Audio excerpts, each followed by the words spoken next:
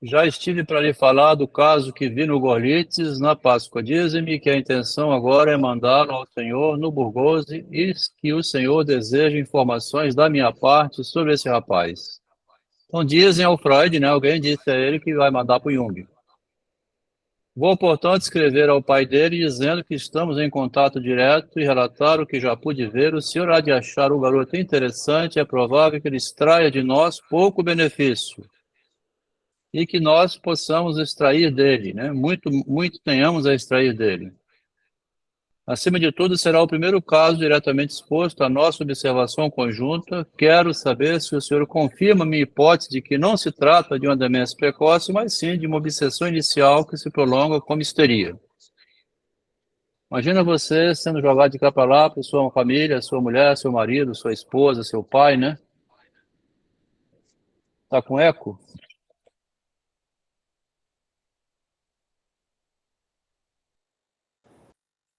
Melhorou agora? Melhorou. Agora melhorou, beleza. Então, será o primeiro caso diretamente exposto à nossa observação conjunta. Eu quero saber se você, Jung, né, meu parceiro de pesquisa, médico, quero saber se se trata de uma demência precoce ou de uma obsessão inicial que se prolonga como histeria. Várias vezes observei esse desenvolvimento inverso, indo de uma direção para outra, né? E quero saber o que os seus experimentos de associação, que Jung trabalha com esse método lá, né, o método freudiano adaptado à loucura.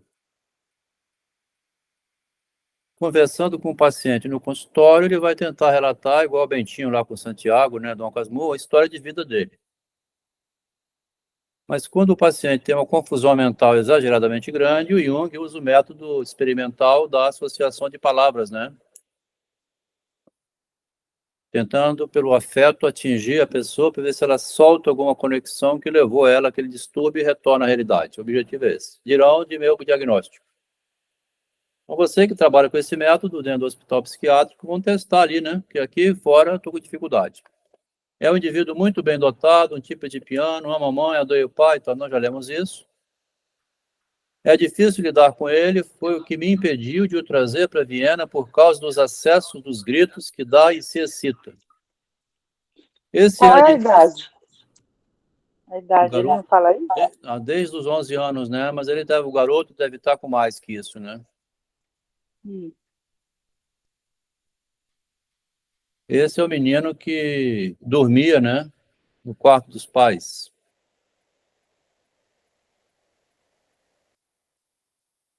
Ah. Como é que chama aqui? Desde os 11 anos, quando os fatos da sexualidade foram revelados para ele, né? A puberdade, no caso, né? Esse era de início o modo infantil de pressionar a mãe. Agora os ataques são assim: de pé a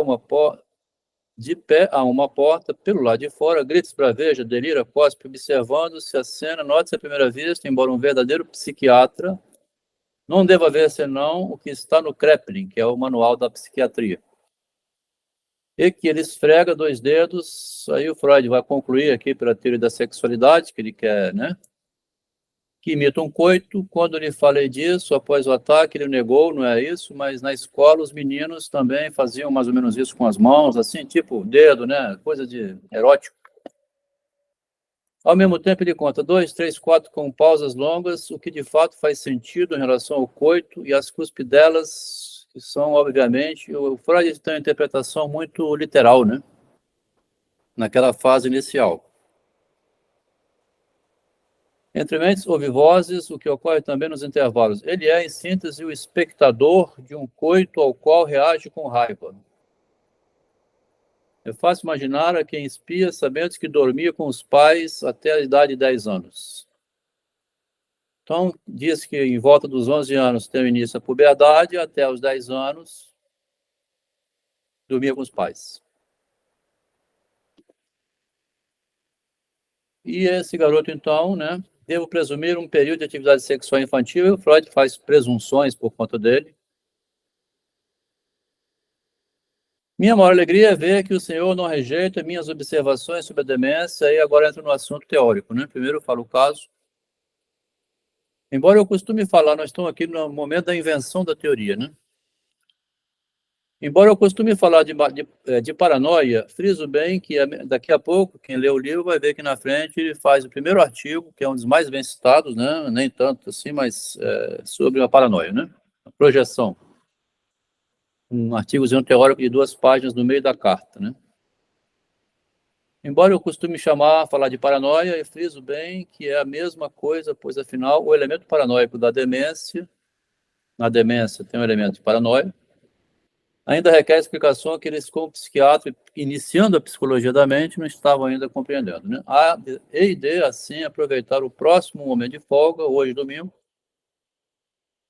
não as perderei de ver, esteja muito distante do material, então pela mesma razão, deixe de responder hoje as perguntas que me faz sobre a demência, nem sei se de resto se as poderia responder adequadamente à distância.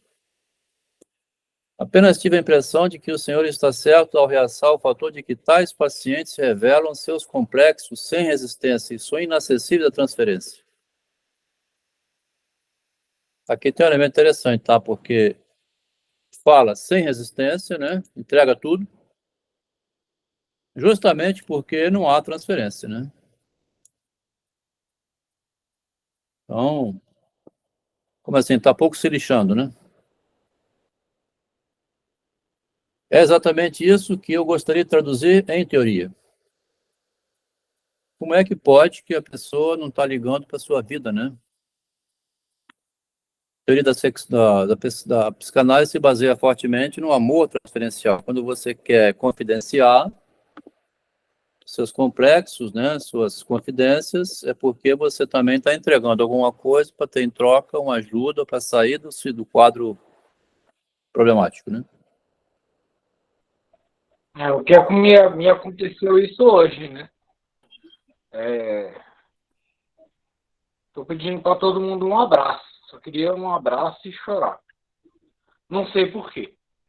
Ah, é? Não preciso. Aqui tem um paciente aqui, alcoólatra, que de vez em quando tem um surto, é levado para a clínica. Aí ele veio falar com a mãe, o psiquiatra, né? Fez a entrevista, depois conversando com a mãe, falou assim, nossa, ele me deu uma verdadeira aula de psicanálise. Ele falou assim, o meu id convence o meu ego a enganar o superego e eu vou e compro continuo bebendo cachaça. Então eu não consigo controlar, porque o id comanda o ego e o superego, que a lei estava dormindo, distraído, o ego vai lá e pega a garrafa de cachaça no bar, no boteco. O psiquiatra falou assim, nem eu sabia disso. O próprio alcoólatra já leu na internet a teoria do Freud e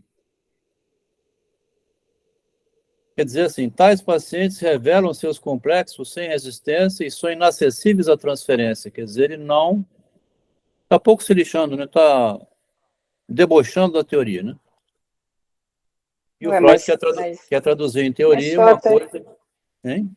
só a teoria em si não quer dizer que o sujeito vai resolver suas questões, né?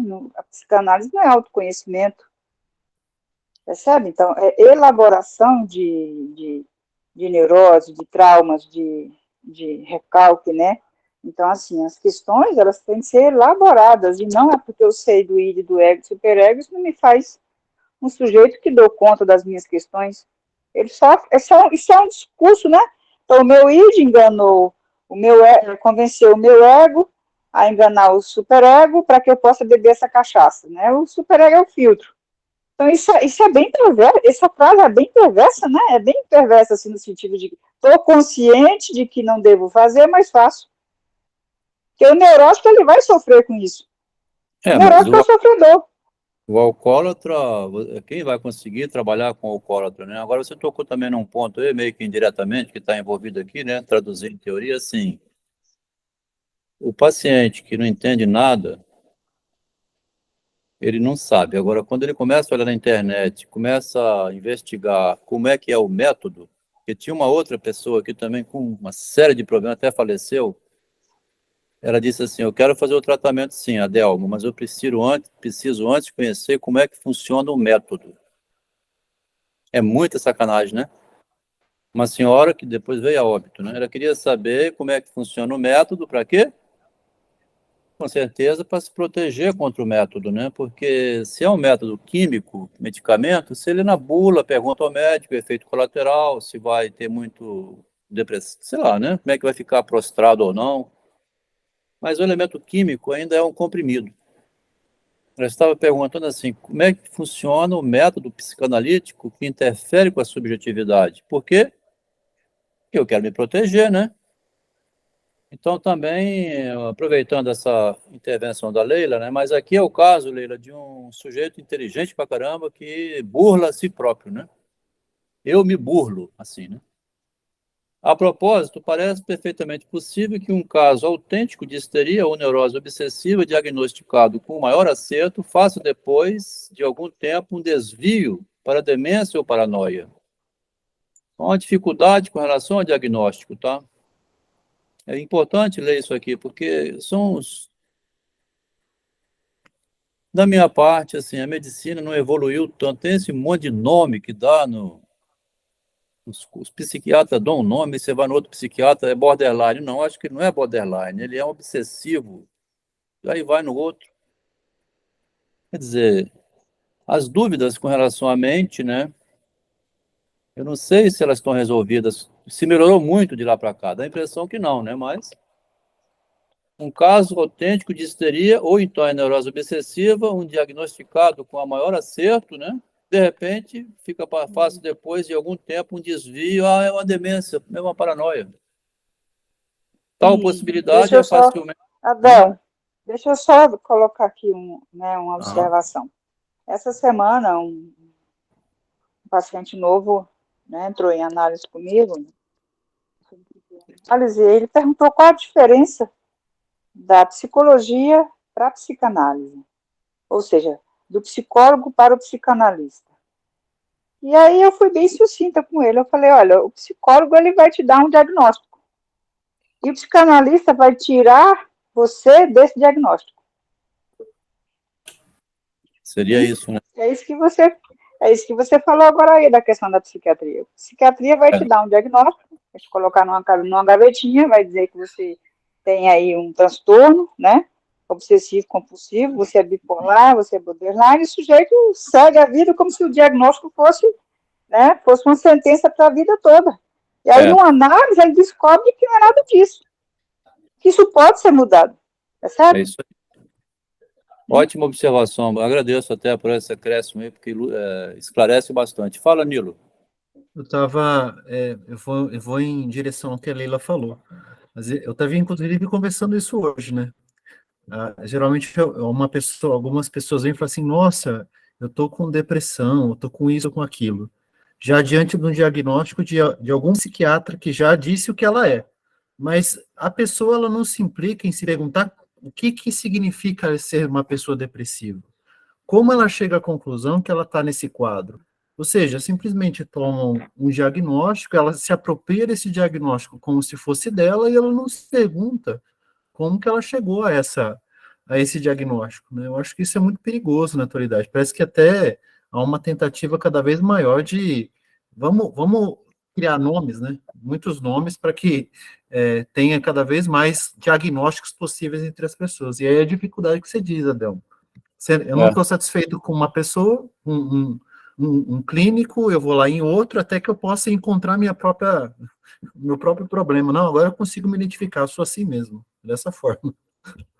é o problema, né? Então, nós estamos assim, nessa situação, o psicanalista vai estudar com o paciente para encontrar a saída ou melhor, é preferência é um acordo, né? Porque se você está sendo melhor, eu tô.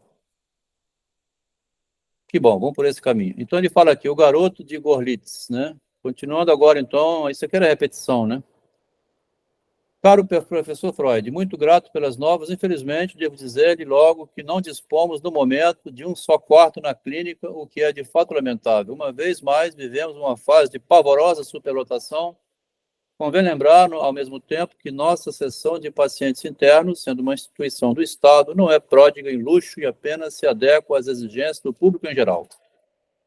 A diária para estrangeiros é no máximo 10 a 12 francos e é um acréscimo de um pouco mais de 2 francos por dia para o acompanhante. Barato, portanto, e de sofrível a bom. Mas há gente em excesso, como disse, e assim é totalmente impossível recebermos seu paciente agora. Espero, no entanto, que o panorama se altere, pois gostaria imenso de investigar um caso com o qual o senhor já está perfeitamente familiarizado. Pode bem ser que dentro de algumas semanas haja de novo um quarto livre. Compreendo o quão desagradável lhe há de ser imiscuir-se em brigas de galo, pois é justamente assim que o público encara o espetáculo e sacia sua sede sublimada de sangue. Então ele fala do caso, não tem vaga, depois ele vai para a teoria, porque estão inventando uma nova teoria para tratar a mente humana, né? E aí ele começa a dizer aqui que tem uma briga de galo. E essa briga de galo, então, querem chupar o sangue um do outro, né? De quem está criando alguma novidade, porque ninguém quer perder mercado, né? Como não estou compromissado tão a fundo, nem assumo a defesa de ideias próprias, então não é a ideia do Jung, né? Aventuro-me às vezes a ingressar na arena de combate, né? É um pugilista em defesa da psicanálise que às vezes entra na arena. A identificação com o Senhor, mais tarde, há de ser lisonjeira, por ora é honor com honore. Honra com ônus, deve ser, né? Mas ele fala de identificação, tá vendo? O mecanismo de identificação, como é um problema também.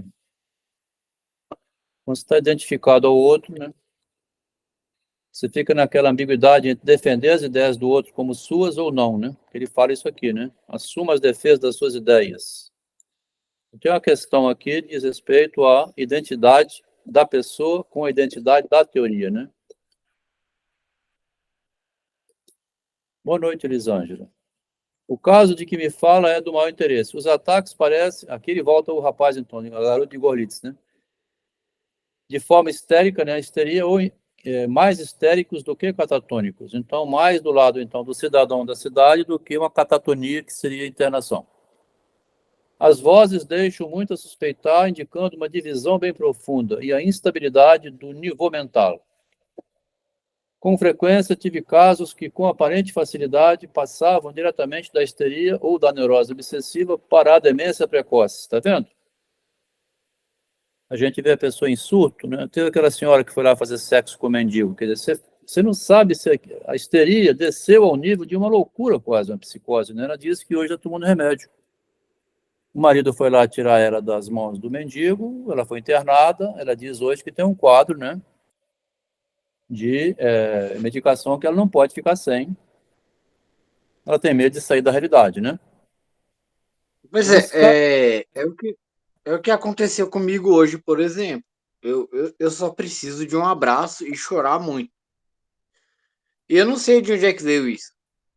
Não foi bebida, não foi nada. Eu só preciso de um abraço e chorar. Um abraço virtual aqui, Freud, ó. Um abraço. Brasília voltou. Abraço virtual, né? Alcançou Brasília. É o que pode ser fazer aqui, né? Então, um abraço verbal. Sinta-se abraçado, né? Sinta-se um abraçado agora.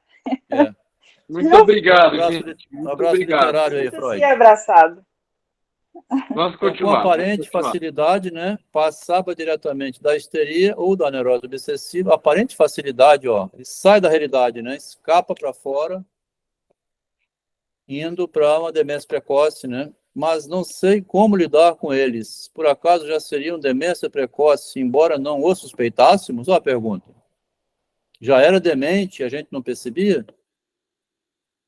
Ainda muito pouco sabemos, na verdade, nada sobre a natureza íntima da demência precoce, e assim pode suceder conosco o que se deu com os médicos antigos, os quais supunham que a pneumonia de Krupp se convertia às vezes em tuberculose. Então, o que é da mente, aquele desce para o nível do organismo, né? Uma doença, pneumonia, que seria... É pneumonia ou tuberculose, hein? Que está no corpo, né? Mesmo no corpo não era fácil, tamanho, imagina na mente, né? Apenas constatamos que em certa fase do desenvolvimento de vários complexos interligados, o raporte, né, que é a transferência com o meio, sofre uma parada total ou parcial. A influência do mundo objetivo se torna cada vez menor e seu lugar é tomado por criações subjetivas em hipertonia vis-à-vis da realidade. Uma das frases mais bonitas do Jung, tá vendo? Não é o Freud, é o Jung, né? Constatamos que em certa fase do desenvolvimento de vários complexos que estão interligados, todos entre si, né? Imagina só os complexos humanos que passam pelo pênis ereto, a vagina, a menstruação, a ejaculação, o desejo sexual, e passa pela imagem, né? Pela beleza física ou não, estou bonito ou não estou. Esse monte de elementos que está governando as nossas fantasias para você ter ou não, né? Um desejo ou outro, com o meio sofre uma parada total ou parcial. A influência do mundo objetivo se torna cada vez menor e seu lugar é tomado por criações subjetivas em hipertonia na relação com a realidade. É o que o Freud acaba de dizer, o Rodrigo, e a gente, de vez em quando está deprimido durante o dia, né? Essa vida não vale nada, né, rapaz? Um colega perguntou aí hoje no privado, Adelmo, um jovem de 20 anos, como é para você, como é que é ser velho? Eu falei assim, rapaz, depois dos 60 todo mundo é velho. Esse estado permanece em princípio estável, flutuando apenas em intensidade. Há mesmo casos que chegam a morrer de autoerotismo. Um estado agudo, né? Sem achados post-mortem. Aqui ele vai dizer assim, está procurando anomalias anatômicas, ó. Isso é quase da época do Gall, que é um pouco antes deles daqui, né? Eles abriam o cérebro assim, vamos lá ver se tinha alguma coisa na cabeça do cara, uma glândula, né? Fora de lugar. Chega a morrer de autoerotismo, sem achados depois da morte, que abre a cabeça e não vê nada, né? Não há graves anomalias anatômicas, devemos presumir uma inibição. O Freud, fala, Freud. Porque esse trecho é um pouco bizarro e até medonho. Tem um seriado sobre um serial killer, né? Dahmer, se não me engano, que o pessoal queria pegar o cérebro dele depois que ele foi preso. Aí um outro preso matou ele. Aí tinha um pessoal que queria pegar o cérebro dele para levar para a faculdade para estudar o que estava acontecendo. Isso aí lá Até nos hoje, né? Estados Unidos. Até hoje tem isso. É o Jeff. A Seria o neurologia. Jeff Dahmer? Não? Dahmer.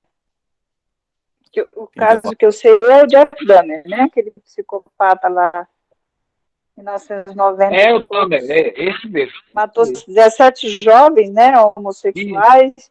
Comeu, quartejou, limpou os ossos. Exatamente, esse mesmo. Queria estudar o cérebro dele. Esse mesmo.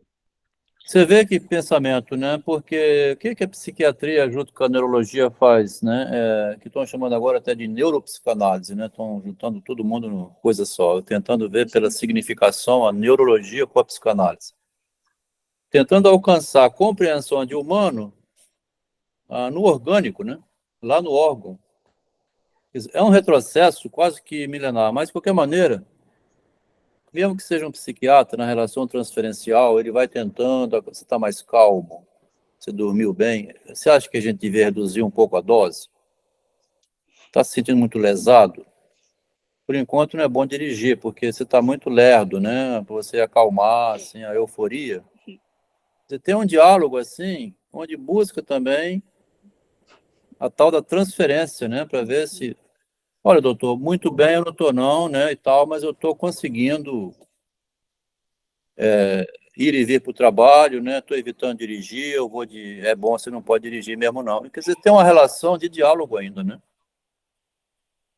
Estou dizendo, uma pessoa em distúrbio, quando ela está mal, né, muito mal, que ela consegue ir ao médico sozinha, ou que alguém leva, que ela consegue, então, ingerir o medicamento para se conter na realidade, que é difícil, é um caso. Agora, começamos aí a comentar outro caso que, da época, né, onde tinha abertura de cérebro para procurar anomalias anatômicas. Então ele diz, não faz muito voltei a ver um deles. Há mesmo casos que chegam a morrer, né, ele chama morrer de autoerotismo, mas é assim, que autoerotismo é esse? Isso aqui, né, ó. Apenas constatamos que, em certa fase do desenvolvimento de vários complexos interligados, o relacionamento, a transferência com o meio sofre uma parada total, bloqueio geral, né? Ou parcial.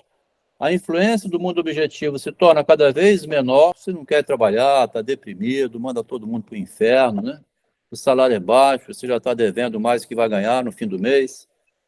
Se torna cada vez menor. O seu lugar é tomado por criações subjetivas em hipertonia em comparação com a realidade. Após citar isso, ele fala, esse estado permanece, em princípio, estável, flutuando em intensidade. Há mesmo casos que chegam a morrer disso aqui, né? Autoerotismo seria essa volta para si próprio que não sai de dentro mais, né? Retorna para dentro de si e não vai para fora mais. Morrer de autoerotismo. Estado agudo a pulsão, sem... né? Pulsão Hein? sexual. A pulsão sexual, a libido, né? A pulsão, a libido. Na linguagem de Freud seria isso, porque ele está querendo agradar o Freud. Há mesmo casos que chegam a morrer de desse autoerotismo que ele diz, ó,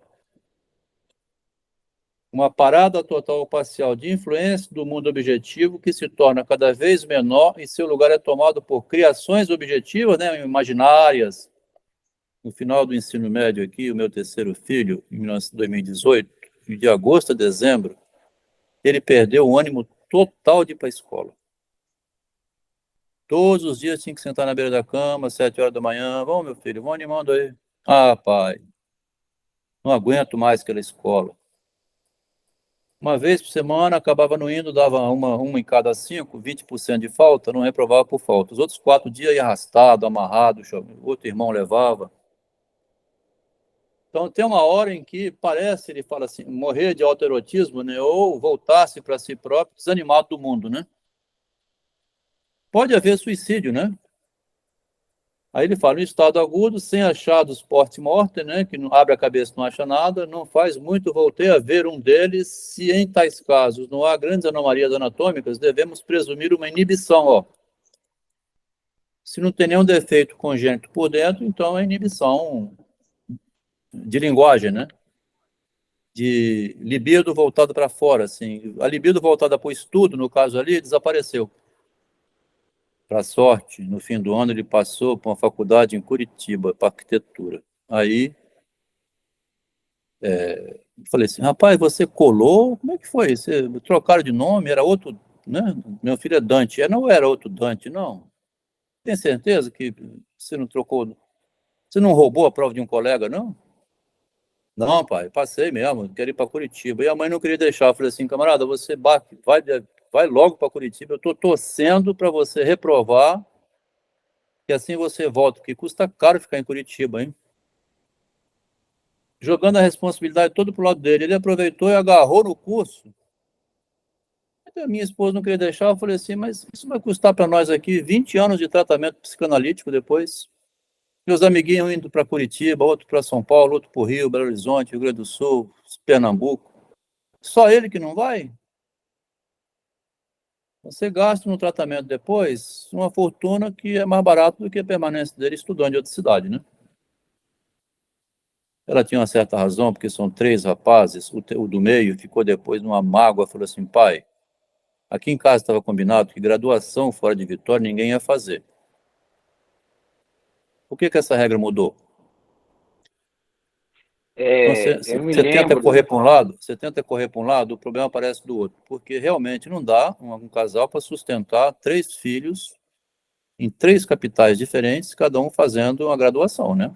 É uns R$ 4.000 por mês de república, alimento, livro, etc. Então, eu falei assim, meu filho, você está bem aqui na UF, se acomodou, né? Vai entrar no mestrado, mas esse aqui estava doente da cabeça. Ah, pai, eu quero saber lá. Então, aí começa a surgir dentro de casa os problemas, né? Quer dizer, não há solução, tá? É neurose do início ao fim, assim. Por isso que a função paterna, né? Porque a mãe não queria autorizar. Fala, Freud.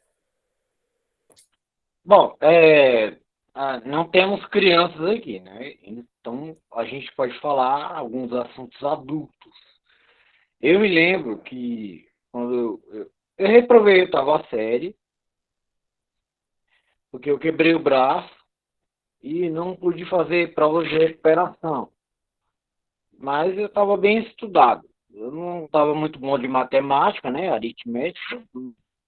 Só que aí quando eu fui fazer a segunda ou oitava série, reprovado, né?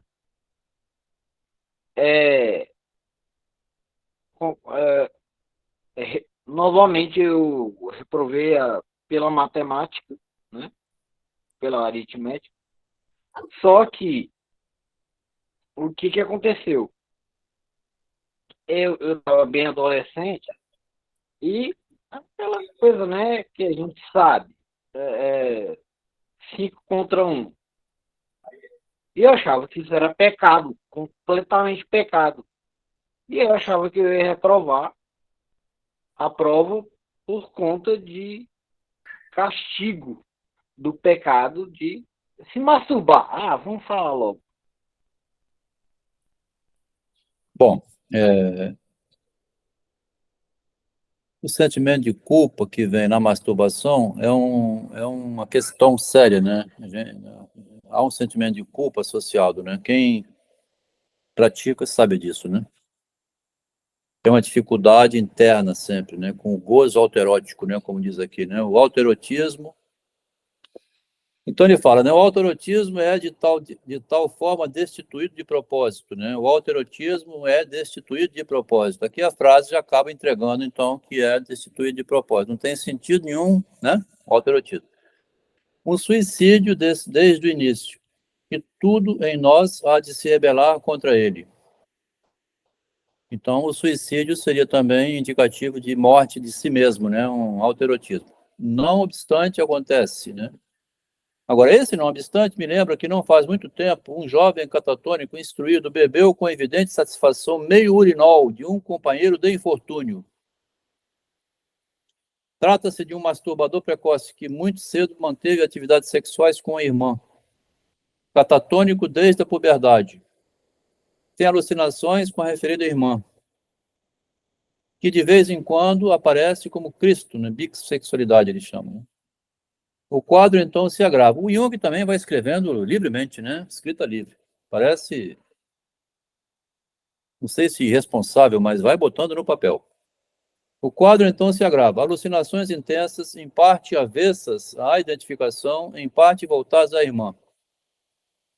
Excita-se em crescendo, masturba-se sem parar, enfia o dedo no rítmico e alternadamente na boca e no ânus, bebe urina, ingere fezes. Uma bela celebração autoerótica, não acha? Não sei se o Jung aqui estava também já meio que no deboche, né, da teoria do Freud. Os seguintes fatos despertaram minha atenção, muito embora isso aqui acontece, né? Aqui na UFS a gente vai terminar o período de psicologia, tem um estágio supervisionado no último ano. Tem relatos desse tipo de quem atende paciente, né? Assim como o bebezinho passa fezes no rosto, né? Tem pessoa que cresce sem problema nenhum com as fezes, né? Aí que Os seguintes... tem muita coisa. Vou tocar para frente um pouquinho, Freud. Os seguintes... Hã? Coisa aí que é verdade, só que ele tá de sacanagem um pouco também, né? É difícil, né? Os seguintes fatos despertaram minha atenção em vários casos. Em pacientes, mulheres de demência precoce, as sensações de excitação... A gente tem que ter na família, assim, rezar a Deus, uma bênção, quando faz uma prece, né? Se você não tiver um filho com um distúrbio desse tipo, um desvio, assim... A homossexualidade hoje é aceitável com facilidade. Agora, a pessoa que desce o nível demais, né? Você tem que ficar levando para internação, trazer de volta. Essa, né, o problema. Os seguintes fatos despertaram minha atenção em vários casos. Em pacientes mulheres de demência precoce, as sensações de excitação sexual frequentemente se deslocam da zona original para o ânus e sua periferia. Vi recentemente um caso em que se localizavam na boca do estômago. Frequente masturbação anal na demência precoce. Porventura, a boca do estômago é também abrangida pela teoria sexual infantil? O Jung se faz não, né? Ele é leigo, né? Diante do Freud. Mas ele joga na mão do Freud uma batata quente, né? A boca do estômago é também, né? Ainda não observei deslocamentos para outras partes do corpo, né? Mas deslocou para a boca do estômago, né? Minutinho, Freud, vou tocar um pouquinho para frente. A catalepsia, porque os catalépticos, né? Ele vai falar dos catalépticos. É extraordinariamente frequente nas fases agudas da catatonia. Na histeria, observei apenas um caso onde um braço catalepticamente enrijecido era um símbolo do pênis. Mas o que é, na catatonia, a rigidez geral das flexibilidades cerebral deve ser, né? É lógico que também isso deve ser psicologicamente determinado, ó, por determinações que vêm do psiquismo, né? Vai de par com os maiores sintomas da fase mais grave, quando costumam surgir os autoerotismos mais crassos. A catalepsia parece ser mais comum entre as mulheres. Seja como for, catalepsia é mais comum entre as mulheres, né?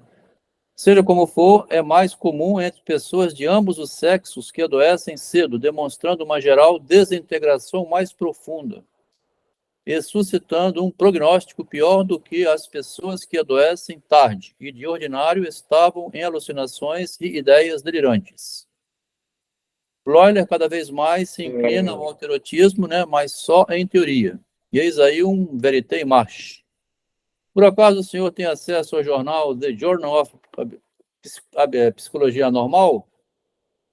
O Solier fala de troubles synesthesiques no começo da demência precoce, associada à alteração de personalidade. Então, vai ter esse autor aqui, né, que o Freud vai comentar depois. Afirma ele ter observado a mesma coisa na histeria, no momento de restituição da personalidade. Afetos em desordem, vasos sanguíneos latejantes, medo, explosão, assobio, dores agudas na cabeça, etc. Já viu algo semelhante? Perdoe-me essa perguntação sem fim. Tá?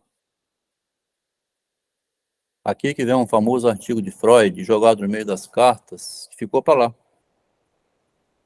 Tá? Algumas observações teóricas sobre a paranoia. O Freud era mais, né, voltado para formular a teoria do que o Jung, o Jung era mais descritivo, né?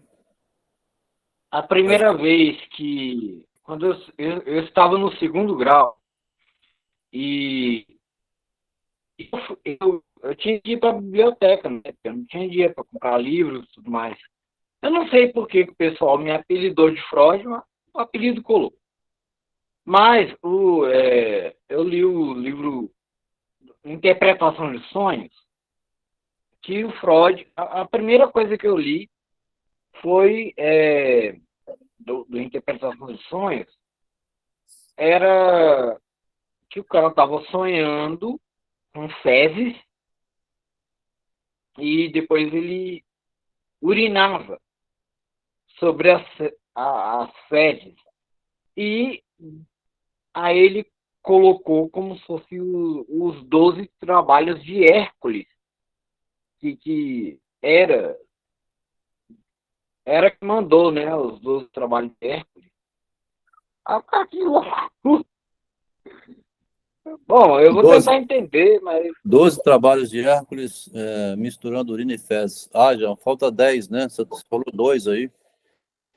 Está faltando mais 10 trabalhos. Não, eu falei 12. Deve ser limpar urina e fezes, hein? Interpretar o sonho, mais, quer dizer, só mais 10 trabalhos, né? Porque você falou 2.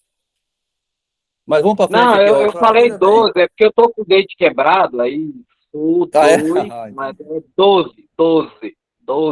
Tá certo. 12, né? Algumas observações teóricas sobre a paranoia. A situação básica, esquematicamente, é a seguinte. Essa aqui é um artigo interessante, não sei se os colegas leram, né? Uma pessoa concebe o desejo de um encontro sexual com um homem. Ponto. Aí o desejo, então, é envergonhado, né? Reprimido, você não vai. E ele reaparece da seguinte maneira, que se ele some para dentro, ele vai aparecer de algum outro lugar, né? Outras pessoas dizem que o tem, mas ela o nega. Ou ainda, o encontro ocorreu durante a noite contra a sua vontade. Então, involuntariamente, o desejo se realizou. Mas essa não é a forma primária. O que terá acontecido nesse tipo de repressão? O que interessa Freud dessa parte teórica assim? Você reprime para dentro, como é que vai aparecer aquilo que você reprimiu? Porque ele não vai ficar preso lá de dentro, né? Vai escapar pelas orelhas, né? De alguma maneira. O que terá acontecido nesse tipo de repressão e reaparecimento típico de paranoia? É típico porque reaparece em outro lugar, ele vai dizer, né? Uma ideia, o conteúdo de um desejo, despertou e persistiu, deixou até de ser inconsciente e se tornou consciente vindo de fora, ele vai dizer. Essa ideia que se originou no íntimo foi projetada para fora e reaparece como realidade percebida. Ó. Imagina só, você então vê uma loura passando, né? Ou vê um príncipe galante passando, você tem aquele desejo, você empurra para dentro aquilo, engole inteiro, esconde, faz de conta que não viu, mas daí a pouco você vê projetado na realidade. Você começa a ver miragens, né? Naquele filme Bem Me Quer, Mal Me Quer, quem viu, lembra de ter visto, o médico chega, aí ele vê que está com um buquê de flor na mão, esqueceu de entregar, deixar no carro, ou está atrasado para consulta, passa na sala de espera, ele joga o buquê assim, cai na mão de uma personagem. Aí ele entra para consultar, vai trabalhar como médico. A moça entende aquilo como uma declaração de amor, de casamento, jogou o buquê de flor na minha mão, ele quer casar comigo, começa a ligar para ele, procura o endereço dele, vai na casa dele, interfere na vida do médico, vira uma psicose. O filme parece uma loucura. Aquela Andrei Totó, ela é internada, dá um comprimido a ela esconde o comprimido atrás da porta, finge que toma, não toma. Então, assim, tem uma fantasia que ela depois faz reaparecer na realidade devido a um buquê de flores que foi jogado na mão dela. Então ele diz, né? Você tem um desejo, ele é reprimido, ele vai reaparecer fora, né? Essa ideia que se originou no íntimo foi projetada a projeção para fora e reaparece como uma realidade percebida lá de fora, como se fosse verdade, né? Contra a qual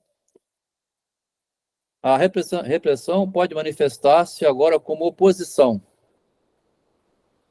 Se a pessoa estiver em estado normal, ela mesma, essa moça, né, não iria na casa do médico, não, isso aqui eu estou exagerando, eu estou louca, né, não tem nada a ver, o cara jogou um buquê de flor só. A convicção no afeto desejo, então tem o afeto, né, despertou um desejo, é impedida. Com o reaparecimento da ideia, manifesta-se um efeito contrastante e hostil. Se a pessoa estiver na neurose, vai ser hostil, né? A projeção requer explicação. Qual a condição para que a projeção exterior de um processo íntimo, afetivamente investido, né, investido de afeto, considere-se a situação normal? Nosso consciente só registra originalmente dois tipos de experiência, que vem de fora, né, do exterior. Você viu um abacate na mesa, né? Isso aqui é um mouse, ó. Isso aqui é um mouse, né? Então vem de fora. E tem qualidades que não são afetivamente investidas, né?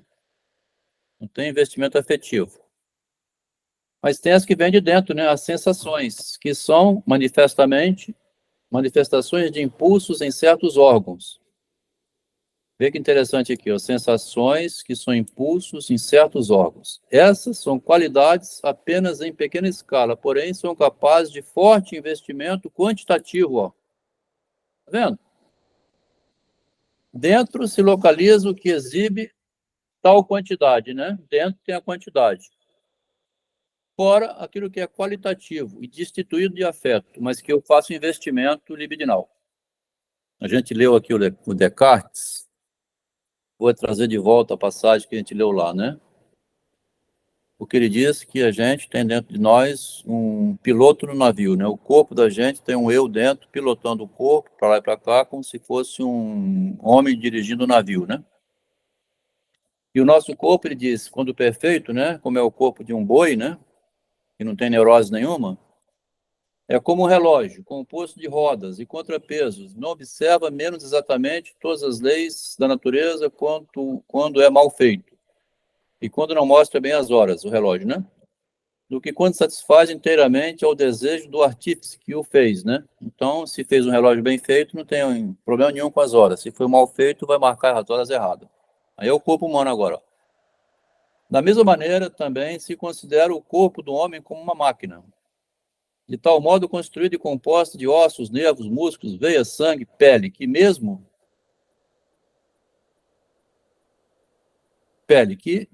que não houvesse nele nenhum espírito, se não está consciente, né? Não deixaria de se mover de todas as mesmas maneiras que faz presentemente, quando não se move pela direção da vontade, nem por conseguinte pela ajuda do espírito, mas somente pela disposição de seus órgãos, como um alcoólatra, né? Então ele fala aqui, ó, reconheço facilmente que seria tão natural a este corpo, sendo, por exemplo, hidrópico, né, doente de beber água, sofrer a secura na garganta, né? Eu estou com uma sede enorme. Costuma significar ao espírito o sentimento de sede, dispor-se por esta secura, né, devido ao sentimento de sede, mover seus nervos e outras partes de forma requerida para beber e assim aumentar seu mal e prejudicar a si mesmo. Quer dizer, essas coisas que vêm de dentro, Freud, apesar de inventar a psicanálise, tinha uma obsessão pelo tabaco, né, o fumo, né? Fez uma cirurgia de quase morrer em 1923, quando removeu o maxilar. Quer dizer, as Bem-vindo ao coisas, clube. o sentimento interno, né?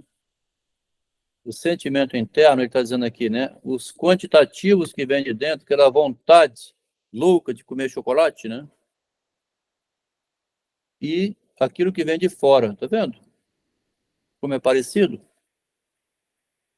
Naturalmente, isso é apenas esquemático, volta ao Freud, né? Todos os processos de representação mental, pensamento, etc., são compostos por elementos de ambos os lados, tanto de fora como de dentro.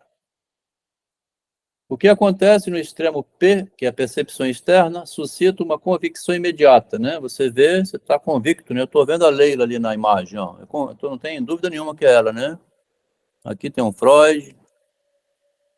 O que acontece é a convicção imediata. O que se origina no interior da psique é submetido a um teste de realidade.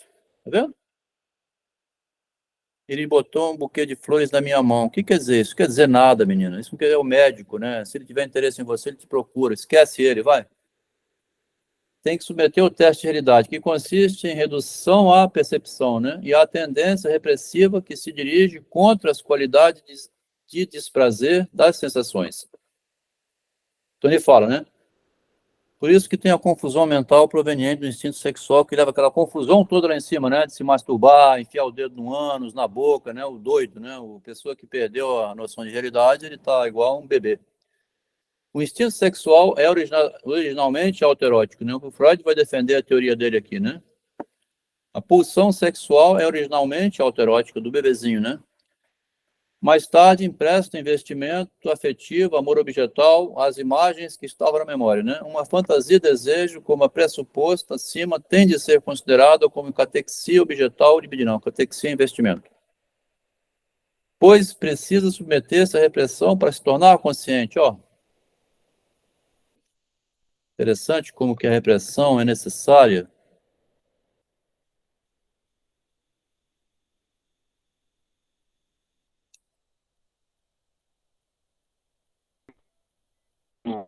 O microfone está Mas falhando, né? Às vezes você entra para ele falar. teve Vamos ver. uma experiência homossexual, né? É que tá vídeo. Ele teve uma bissexual e não sei o quê. É, é, é, eu mas não foi por causa disso. Não foi por causa disso, mas ele chegou e se ajoelhou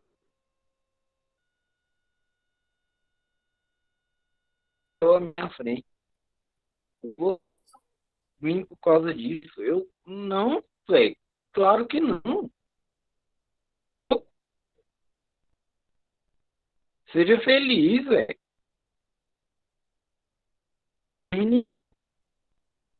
É pai de agora 3 filhos.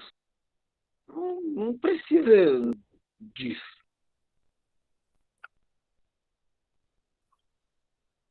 Isso aí.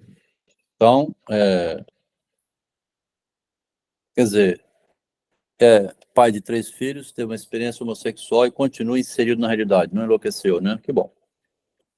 Então, tem essa questão, né? Porque você vai fazer uma experiência dessa natureza, onde é fora da normalidade, é um sentimento de culpa, né? Você se sente, quem sou eu, né? Quem sou eu? Sou pai, mas eu gosto de ter um homem transando comigo. Então, você tem que tentar ver se concilia isso com a vida da realidade, né? O instinto sexual é originalmente autoerótico, mais tarde empresta investimento. Aqui já li, né? Bom, aqui vai. Pois precisa submeter-se à repressão para se tornar consciente. Essa frase é fortíssima, né?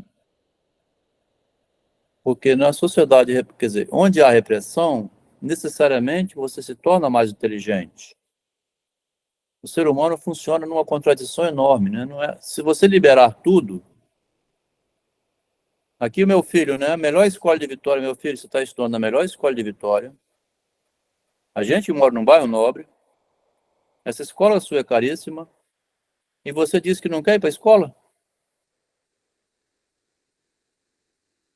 Então tem tudo, né? E o desejo? O desejo surgiu de modo invertido. Quando passou para ir para Curitiba, que não podia ir, ele bancou o que queria, obrigou uma briga do casal, precisou o pai intervir para poder ir, e está indo muito bem na arquitetura em Curitiba. Se encontrou. Parece uma mágica, né? Quando você tem, então, uma repressão, um movimento desse tipo, né, precisa submeter essa repressão para se tornar consciente ou inteligente, quer dizer, para adquirir a percepção de que aquilo que era tudo dado na mão e de graça, agora que surgiu um desafio, né, eu quero.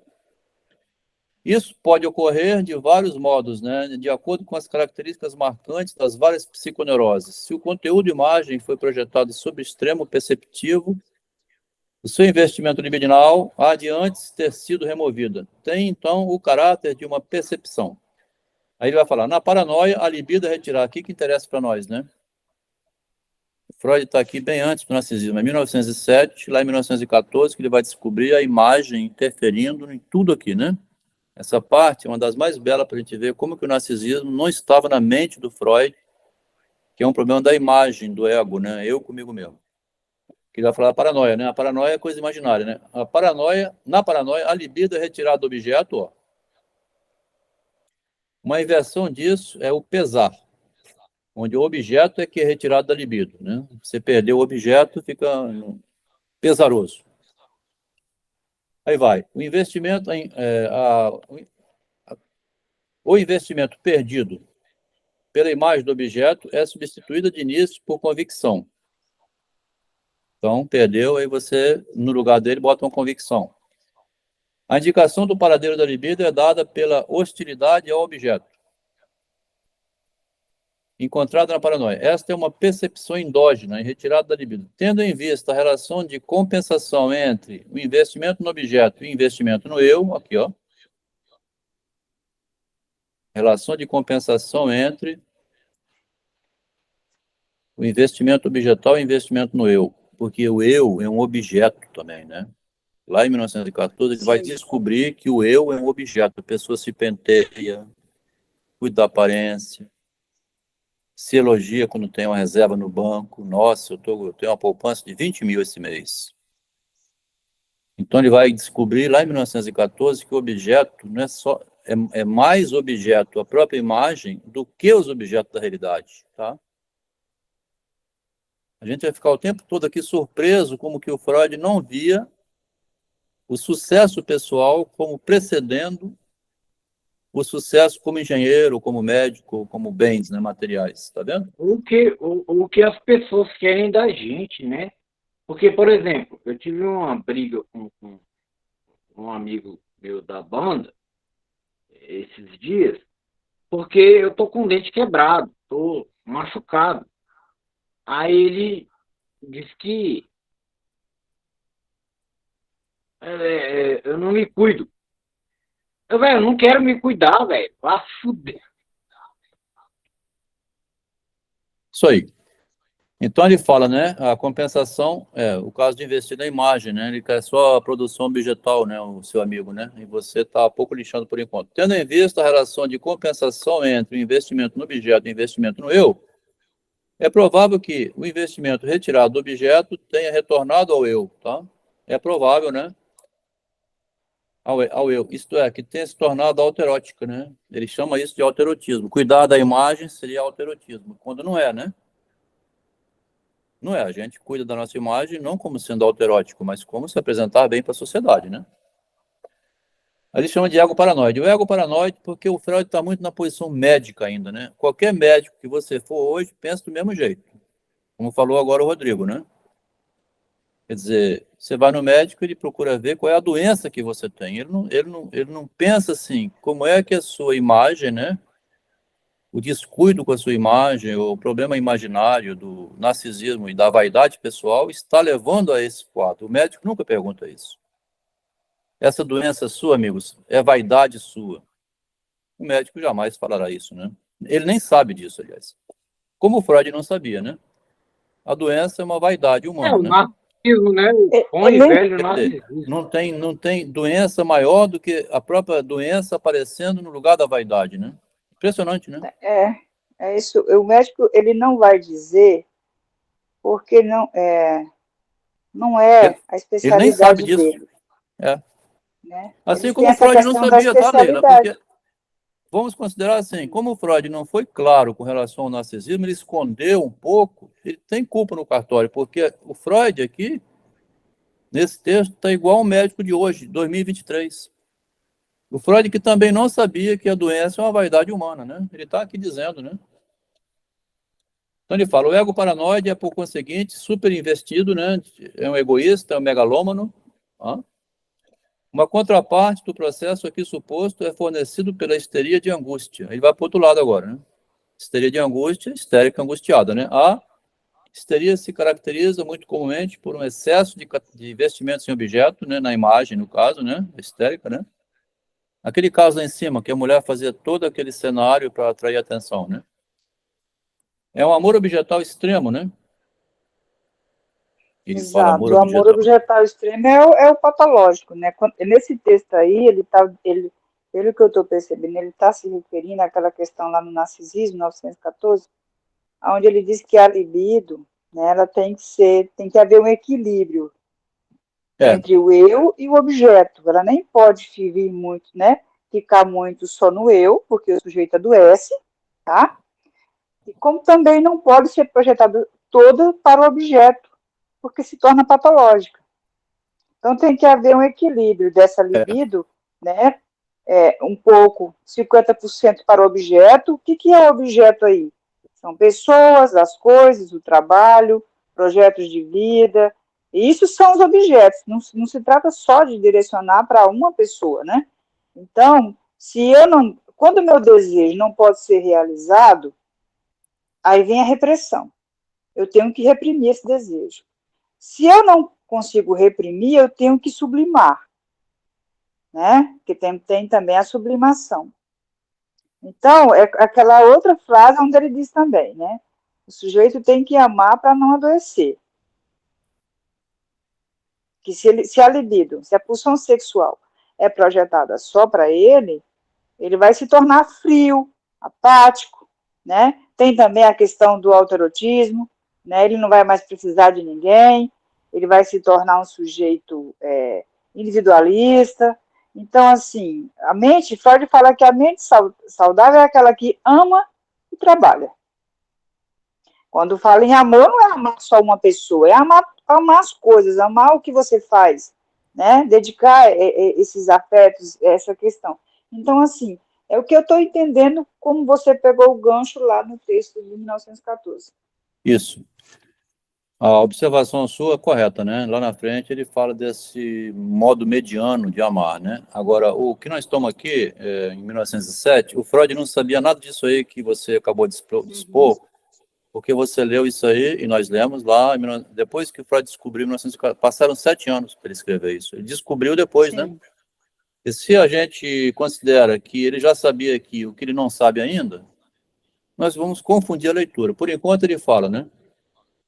É um amor objetal Sim. extremo, só que ele não percebe que esse amor objetal extremo que ele está dizendo, no ego paranoide, super investido, um egoísta, megalomaníaco, que é o próprio Freud também, quando ele descobre que ele estava megalomaníaco ao dizer que tinha inventado uma ciência nova que resolvia tudo, né, a peste, ele inclui-se a si mesmo lá no artigo Narcisismo, como ele tem depois uma deflação, né?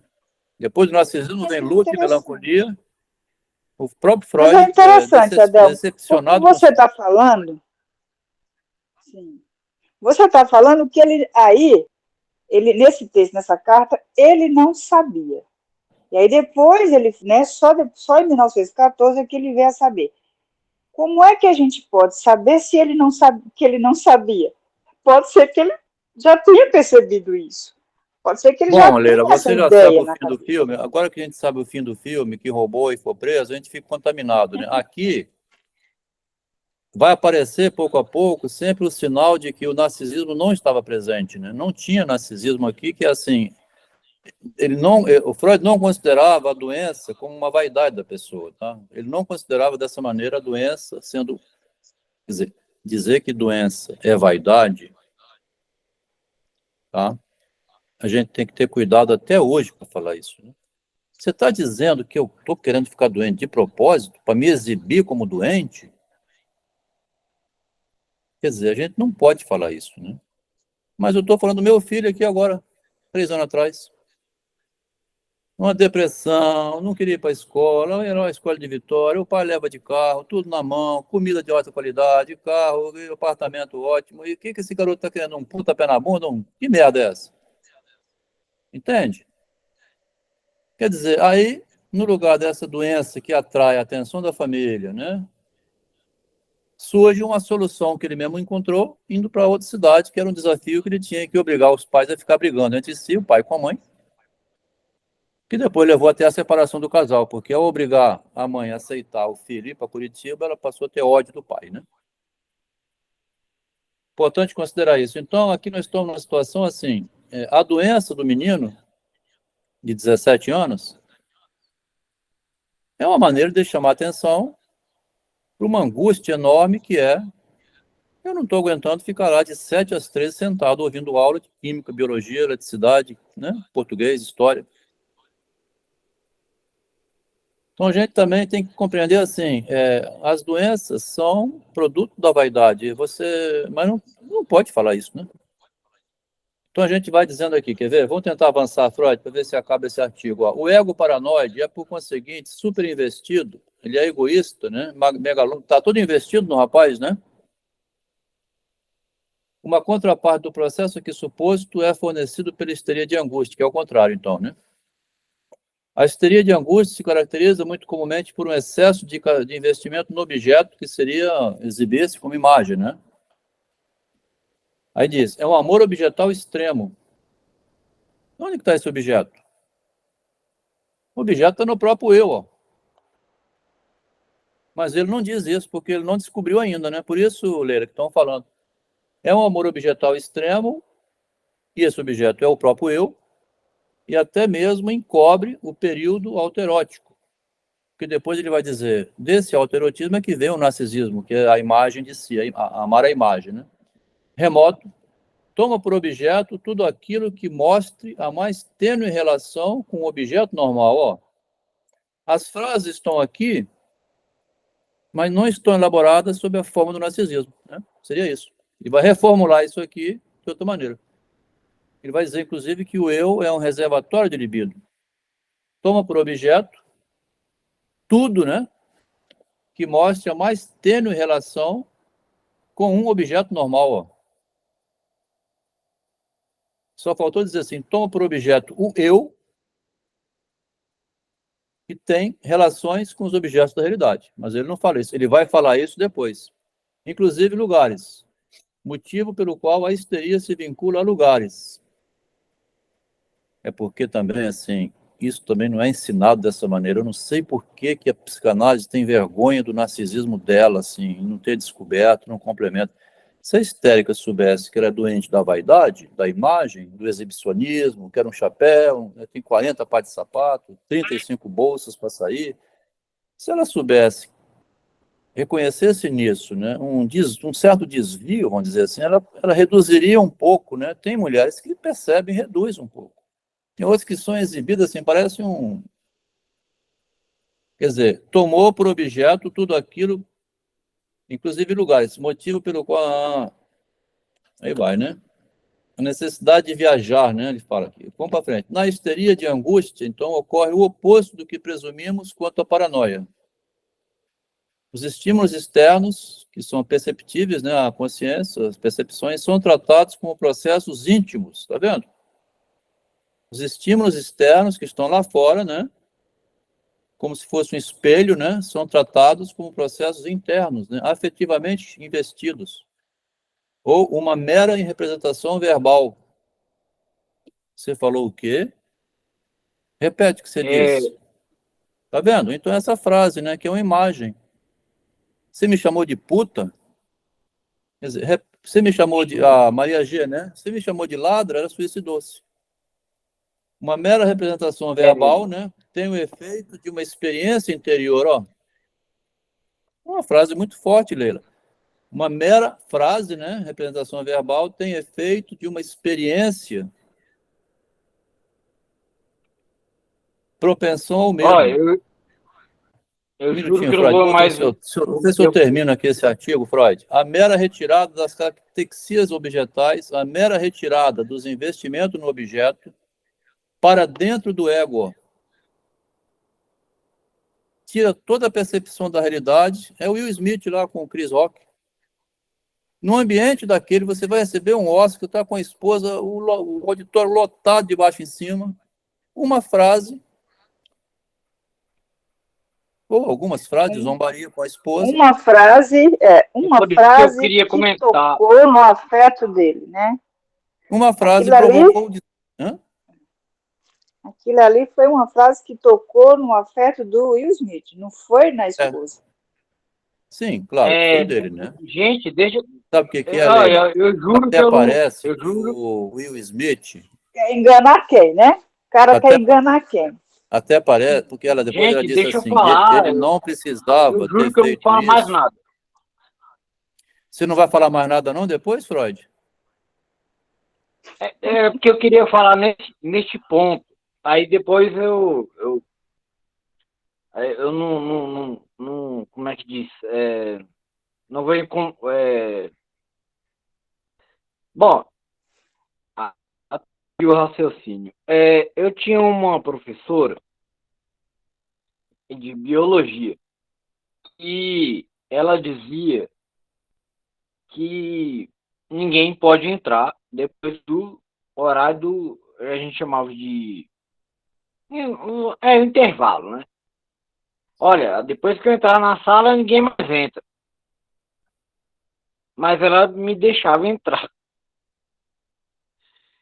Teve uma vez até que eu pedi, mas meus amigos estão vindo ali. Eles não vão entrar, só você vai. E eu tive sonhos, digamos, eróticos com essa professora de biologia. É. Que paixão, hein? Mas então ele diz, uma mera representação verbal, né? Que provoca uma imagem na mente, tem o efeito de uma experiência interior. Provocou lá no íntimo uma revolta, né? Sim. Impulsiva, né? Uma Deixa revolta eu colocar uma impulsiva. observação nessa Pode sim. frase aí. Uhum. Já viu aquela frase assim? Você sabe com quem você está falando? É, Já viram essa frase? sim. Você está falando? Você sabe quem eu sou? Percebe essa frase? O quanto que ela vem Sim. carregada de libido narcísica? É isso aí que você está lendo. O quanto que, né? O efeito que uma experiência causa, né, na subjetividade. Uma simples frase. Alguém me afeta, alguém afeta o meu ego e eu digo assim, com quem você pensa que está falando? Percebe?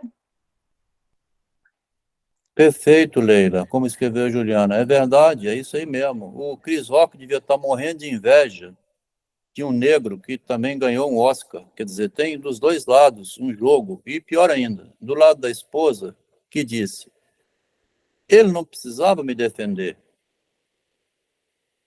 Eu sei me defender. Depois ela disse isso. Por que na hora ela mesma não levantou e se defendeu?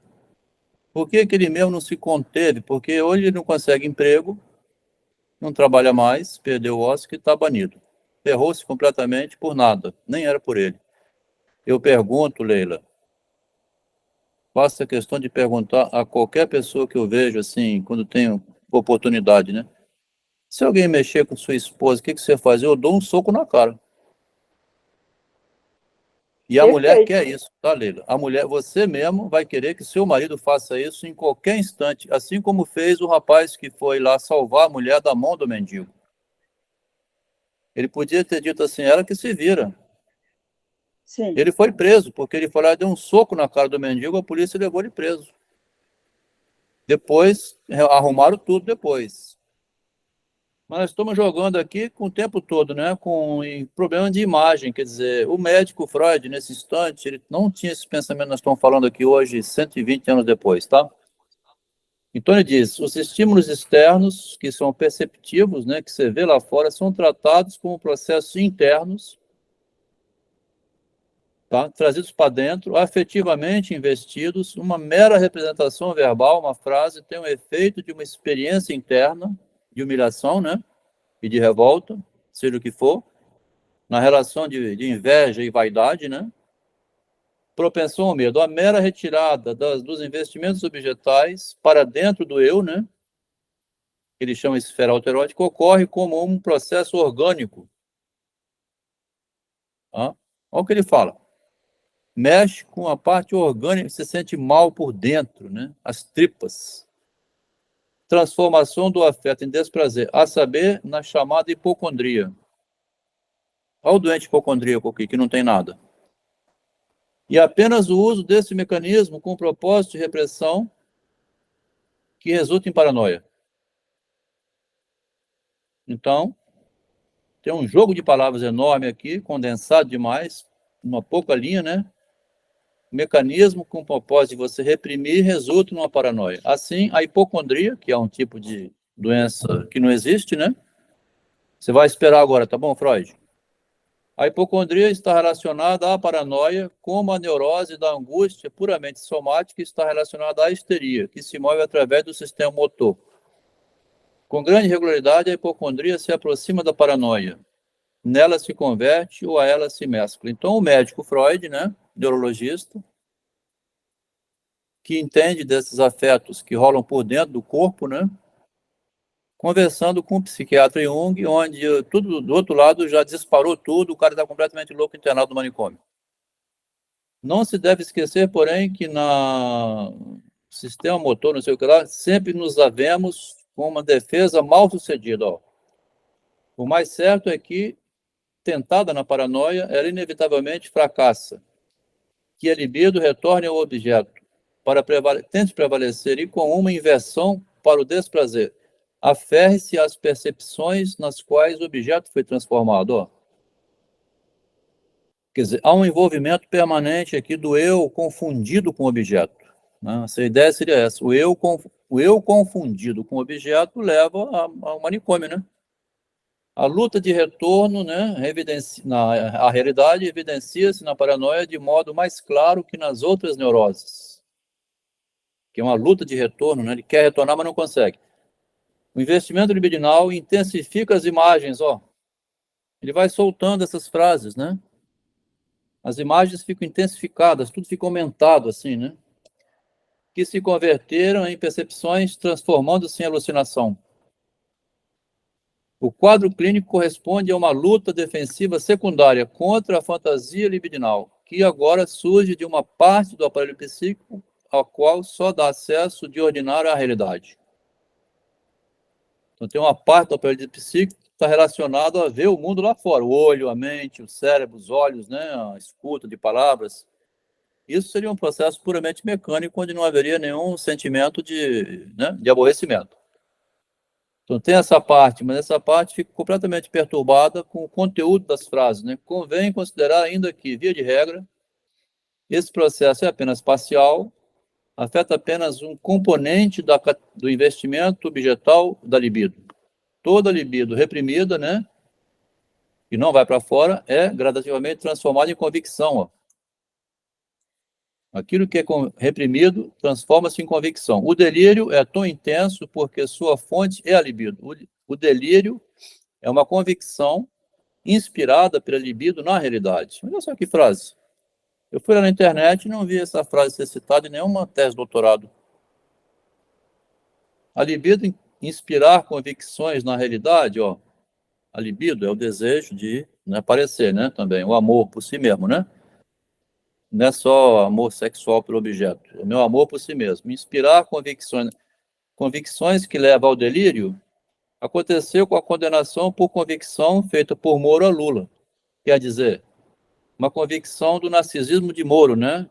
Apenas queria se promover, ter seu nome badalado por todo o Brasil, muitos livros publicados, um juiz que ninguém conhecia, tornou-se famoso no Brasil inteiro, ser reconhecido pela mídia de fora do país, isso que é um delírio de libido do narciso garantido por uma suposta realidade, tá vendo? O delírio é uma convicção inspirada em quê? No amor, ligado a alguma coisa da realidade, que não, né? Não tem provas que Lula era... Eu não tenho prova que né, a pessoa me ama. Começa a investir nela, ela começa... Que, rapaz, sai de mim. O delírio é uma convicção. E essa convicção está inspirada na libido, na relação dela com a realidade. Sumário, resumo. A projeção... Boa noite, Lucas. Lucas chega mais tarde ao domingo porque ele tem compromisso, né? Ele sempre avisa isso. Bem-vindo aí, que seja 9h30, pelo menos pega um pedaço aí, depois você pode ver o início. A projeção, também a conversão, é uma variedade de repressão na qual uma imagem, ó, se torna consciente como percepção, tá vendo? Uma imagem se torna consciente como se fosse percebida lá fora.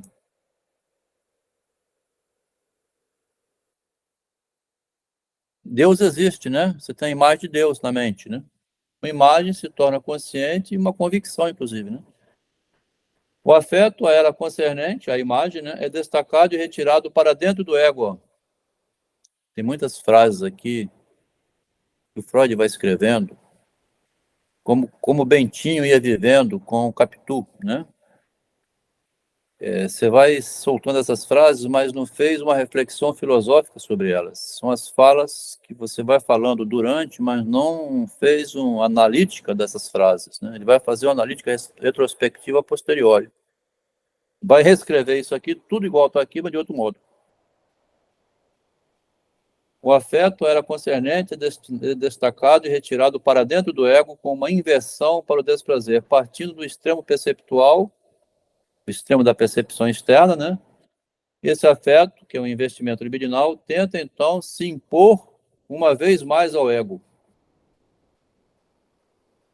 Isso aqui, o capítulo 7 da interpretação dos sonhos fala muito isso também, o sistema perceptivo, o sistema imaginário.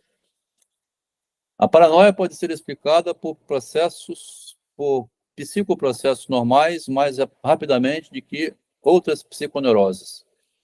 Como ver, uma fórmula para o tipo de repressão especialmente bem-sucedido nas formas alucinatórias da insanidade por excelência, a amência.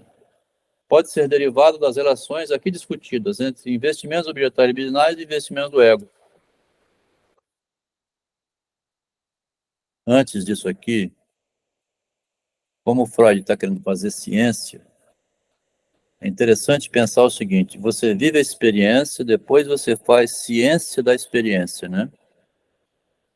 Olha a frase, você vive a experiência, depois você retroage sobre ela para ver assim, tá, eu fiz isso ontem, fiz aquilo outro, fiz isso que eu falei, por isso que fulano está assim. Você faz a reflexão para trás.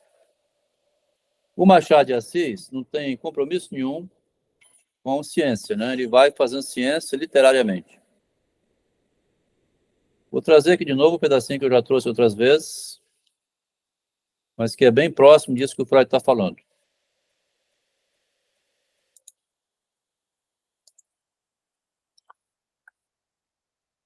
Não quero vir aos testemunhos de nossa língua e tradições. Notarei apenas 2 casos. O milagre de Santo Antônio, que, estando a pregar no púlpito, né, interrompeu o sermão, não deixou o púlpito e foi até outra cidade salvar o pai da forca. Então ele virou 2. Ficou lá no púlpito e escapou. Ficção de Machado de Assis, né? E aqueles maviosos versos de Camões que diz: entre mim e mim mesmo, não sei o que se levantou, que tem um inimigo entre mim e mim mesmo. Aí ele fala, isso aqui é sentido figurado, mas pode ser que não seja só figurado, pode ser também que seja o sentido natural, que de fato existisse 2. E entre mim e mim mesmo não fosse realmente 2 pessoas iguais, tangíveis e visíveis, uma encarando a outra. Pela minha parte, alucinação ou realidade, aconteceu-me em criança um caso desses. Tinha ido ao quintal do vizinho, tirar frutas, meu pai brigou comigo, de noite na cama, dormindo, ou então acordado, creio que estava acordado, vi diante de mim eu mesmo. Eu vi eu mesmo. Adelmo. É um fingimento, né? Mas é um eu dividido pela dúvida se eu que me censurava duramente. Durante 2 dias andei aterrado, só muito tarde chegava a conciliar o sono, né? Tudo era medo, medo de criança, é verdade, impressões vivas e passageiras. 2 meses depois, levado pelos mesmos rapazes, com sócios na primeira, senti a alma picar de esporas e fui outra vez às mesmas frutas vizinhas. Aí fala a reflexão disso no adulto, porque como ele foi roubar quando era criança, o medo do pai fez ter medo da lei. Tudo isso acudia à minha memória quando saí da casa de Henriqueta, descompondo-me como um grande desejo de quebrar minha própria cara. Ele não conseguia pôr a mão no corpo dela, como namorada, né? O Machado é muito sensível assim, à formação infantil e às repercussões no adulto, né? Como o menino foi roubar e o pai brigou, surgiu do sentido natural um sentido da lei, né? Sentido figurado, que é a metáfora, né? Ele viu a si próprio se brigando, quer dizer, a consciência crítica, o juízo crítico, que por enquanto não tem no Freud, tá? Então, essa alucinação que ele vê, ele mesmo, alucinação ou realidade, o Freud está aqui numa labuta enorme falando dessa libido, né? E você, ao ir pegar o objeto, você sabe que o eu corre perigo, tá? Quando eu vou pegar um objeto proibido, ainda mais hoje com o feminismo, você vai botar a mão no peitinho da moça, ela pode chamar a polícia, né? Então agora o rapaz não sabe mais qual é a hora que ele põe a mão na mulher. Então você pôr a mão no objeto,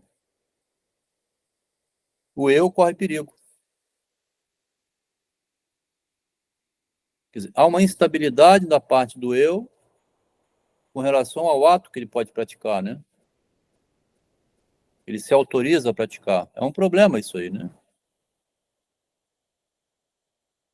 Bom, aí eu entrei fui no Machado para voltar, né? Aqui vamos voltar agora uma carta do Freud. Então, aquela carta do Jung, né? Agora vamos voltar ao Freud e vamos terminar hoje, né? Caro colega, é ótimo que me faça tantas perguntas, porque lá em cima, né? Antes do artigo do Freud, que está no meio de uma carta que ele mandou para o Jung, né? Esse é um artigo do Freud. Algumas observações teóricas sobre a paranoia, ó. Quem quiser digitar no Google depois, tem um livro aí, né? Vai encontrar esse comentário. Você não acha muito comentário sobre ele, mas é muito interessante.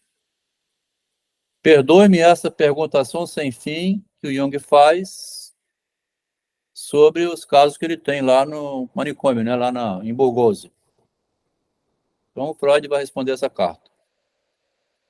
É ótimo que me faça tantas perguntas, embora saiba que só há poucas posso responder. Também eu começo a encarar nossa troca de ideias como uma necessidade, pelo menos aos domingos. Vejo que o senhor se aproximou mais da minha ideia de que a regressão ao autoerotismo também ocorre na demência precoce.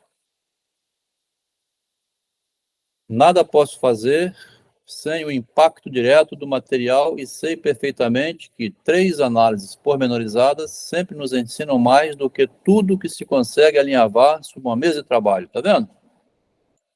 A grande frase de Freud, que diz assim: enquanto Nietzsche e os filósofos ficam filosofando dentro do escritório, né?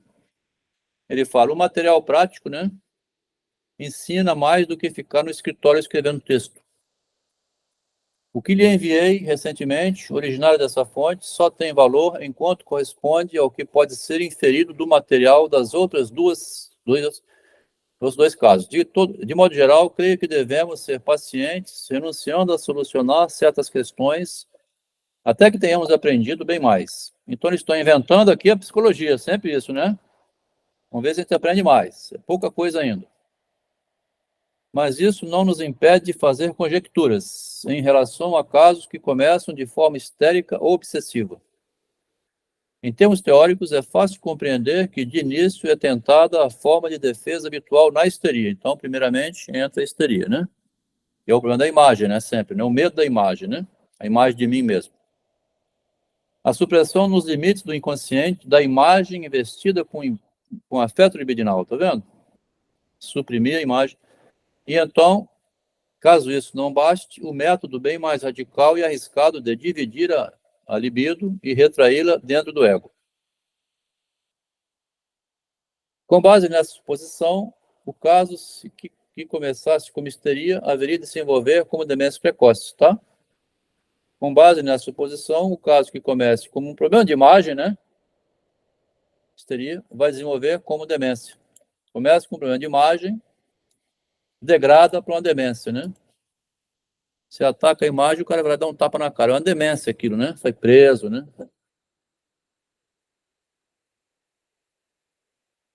Como de certo o senhor percebe, dizer que a histeria se desenvolve como demência precoce soa incorreto. É melhor supor que a histeria chega ao fim e é substituída pela demência precoce.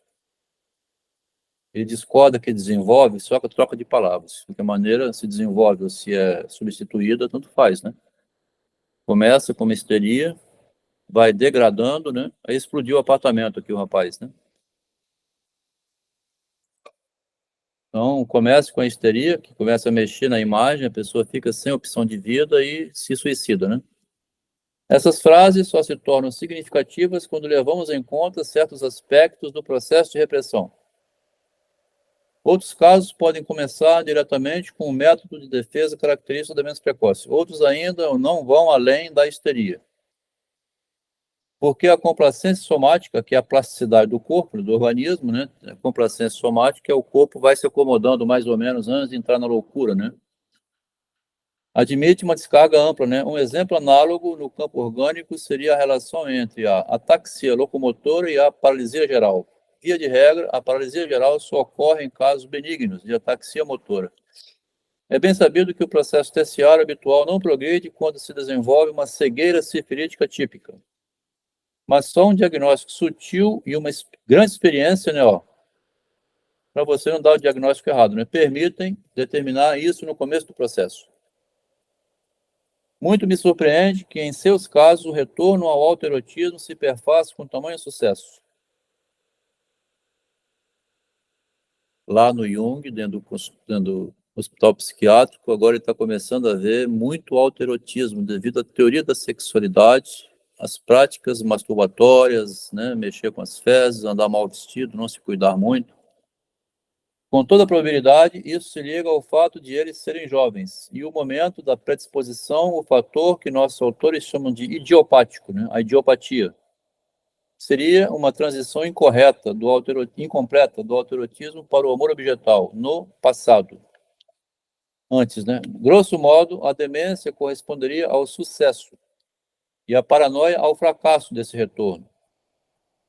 Então, se houver o sucesso do retorno, tem a demência. Se houver o fracasso do retorno, tem a paranoia, que é a projeção lá fora, né? A paranoia é ver lá fora o que eu desejo dentro, né? A paranoia é ver lá fora, é o fracasso do retorno ao eu. Então, eu vejo sempre lá fora. E a demência é o fracasso desse processo, quer dizer que é um retorno para dentro do eu. Da libido que provém das percepções. com todas as gradações intermediárias. Creio que o retorno ao autoerotismo é de fato tão catastrófico como o Senhor supõe para a integridade da personalidade. Ao longo do processo, os vários componentes da libido, especialmente a bissexualidade, devem ser levados em conta. Eu daria tudo para largar minhas ocupações rotineiras e juntar-me ao Senhor no estudo dessa forma de psiconeurose. Olha a frase do Freud. Ah, se eu pudesse largar a Viena, né? Meus pacientes que eu ganho dinheiro para ir lá ficar com você junto do manicômio. Sem dúvida, altamente instrutivo e suscetível de compreensão imediata, mas infelizmente tenho de ligar meu pão e continuar nessa roda viva, o que agora me cansa mais que nunca. Quer dizer, tem um material interessantíssimo, né, que ele vai dizer que a teoria da sexualidade, olha, poderia melhorar a teoria dele. Não acredito que uma psicodeterminante seja absolutamente indispensável no caso da catatonia, uma determinação psicológica, né? Terei que reler aqui o artigo, né? O Freud é sempre humilde, né? Ele vai se informar com os demais, ó. O deslocamento da catexia há de envolver modificações consideráveis na inervação, efeitos fisiológicos, como na histeria. A catexia é sempre investimento libidinal, né? Investimento afetivo, né? Quando ela se desloca, vai envolver problemas do corpo, né? Ou na imagem. Claro está que, consoante a minha teoria da sexualidade, não interpreto o deslocamento da estimulação sexual para a região anal assim diretamente. Não é isso. Na demência precoce e em outras perversões, como substituição das zonas erógenas, mas sim como reintegração de sua antiga força primária, a qual, segundo minha teoria, se torna acentuadamente clara na demência precoce. A boca do estômago, que falou lá em cima, né? É a pergunta do Jung, pertence à zona oral ou à seção superior. Aí é Freud chutando aqui, né? Adaptando a teoria dele. A boca do estômago está ligada à zona oral, à secção superior do tubo digestivo, que inclui o estômago, vê histeria. Não li o artigo de Solier que ele recomendou lá, né?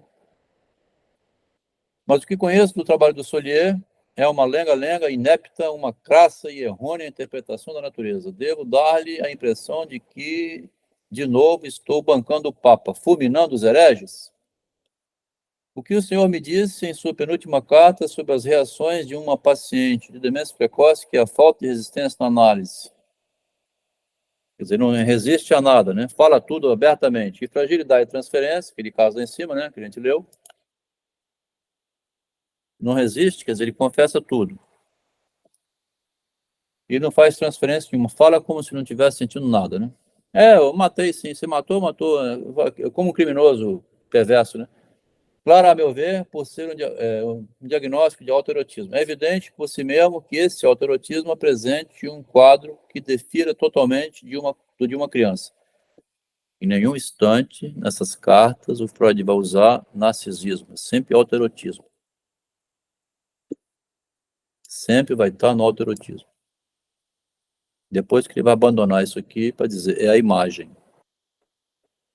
A própria imagem é autoerótica, né? E ela encobre o resto do autoerotismo que fica para trás, né? Ninguém se masturba em público, nessas coisas. Quer dizer, aí você cuida da imagem, evita expor. O Machado, naquele conto alienista, colocou um personagem chamado Mateus. Mateus constrói uma casa que é uma mansão, lá em Itaguaí, né? Na cidade dos doidos do Machado. Aí, o Mateus, que tinha um negócio que rendia muito dinheiro e fez essa mansão, não era suficiente ter a mansão. Ele ficava na janela, assim, deitava na grama, ficava lá. Todo mundo passava e via o Mateus deitado na grama do jardim da casa dele. Tá? É muito interessante como o Machado consegue ter essa percepção da vaidade vinculada ao objeto de exibição. Normalmente, a gente basta ter o carro, o carrão, né, anda bem vestido, tem um apartamento bom, você não fica, né? Se exibindo na frente do carro lá no meio da rua, né? Ou como está o Mateus, nesse caso lá da mansão em Itaguaí. Então, o Machado tinha uma percepção da vaidade, assim, que enriquece muito a compreensão da leitura do Freud. É evidente por si mesmo que esse autoerotismo, né, esse excesso de vaidade, apresente um quadro que difira totalmente de uma criança. Afinal, a imbecilidade senil também é muito diferente do comportamento infantil, embora represente uma regressão a esse estágio. Então, acabou dizendo que é o mesmo, né? A imbecilidade senil é um comportamento infantil, é uma regressão em estado infantil. A capacidade de progredir, em ambos os casos, faz-se ausente. Encontramos a mesma diferença entre um afásico, né, uma pessoa com dificuldade com a linguagem, e uma criança que aprende a falar. Minha comparação entre neurose obsessiva e religião saiu ontem. Aqui também vai sair o Gradiva, que é o Thaís começa a comunicar sobre os artigos, né? Talvez lhe seja possível receber mais tarde. O garoto de Gorlitz, tá vendo?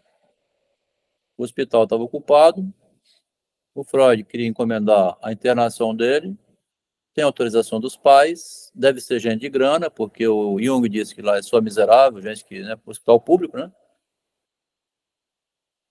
Por que essa conexão? Né? Chega um pai mostrando ao Freud um menino cheio de problemas, um rapaz.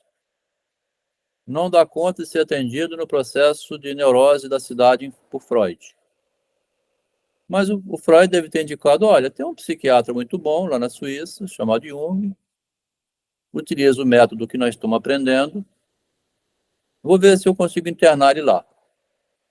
Pede ao Jung, primeiro descreve quem é o garoto, e pede se tem vaga. Agora o Jung diz, o Freud diz, né? E o Jung disse que não tinha vaga. Talvez seja possível receber esse rapaz. Aí vai falar com o pai do menino, olha, por enquanto o Jung não consegue receber, mas talvez o mês que vem, aguenta ele mais em casa um pouco, quem sabe surge uma vaga para ele ir para o hospital psiquiátrico. Lá tem um Jung que pode ser que trate ele melhor do que os métodos convencionais aqui da cidade, né? O caso há de ser dos mais instrutivos. Não se desgaste em demasia na tarefa penosa de representar-me. Sua juventude e independência são de fazer inveja. Aqui aparecem os sinais, então, da diferença de Freud para Jung, né? Talvez o Senhor se exponha ao ônus, mas não ao ódio de nossa causa. A causa, né? E colha daqui a mais uns anos a recompensa integral dos seus esforços. Então, você, talvez que no futuro, com a minha teoria, tenha maior sucesso. Tenha em mente que, considerando-se a importância da nossa causa teórica, né, da invenção da psicologia na medicina, a existência que lhes fazem talvez não seja tão exorbitante assim. Dada a importância, pode ser que compense o sofrimento. A causa dos dois também, chamei aqui causa narcísica, né? Nós estamos defendendo uma teoria. Mande-me sem demora mais notícias do Burgos. Estou certo de que haverá uma grande agitação nos meios eruditos quando o Sr. Bloiler manifestar em seu apoio à teoria da libido. Então, há uma obsessão permanente do Freud lembrar que a teoria dele, só que a teoria da libido depois desaba, né? O narcisismo ele desaparece. Não existe duas libido, tem uma só. Então a gente vê a construção da psicanálise, a dificuldade de Freud com ela, e a gente continua semana que vem, que são 10 para as 10, né? Aqui nós estamos no mês de maio de 1907, vamos lembrar sempre a data, né? Acompanhada da data. No mês de março, Jung esteve lá em Viena com a Emma, na casa do Freud.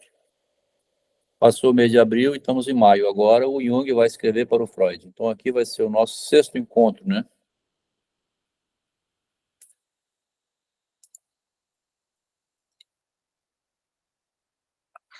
A gente já leu até aqui de 670 páginas, nós estamos na página 80.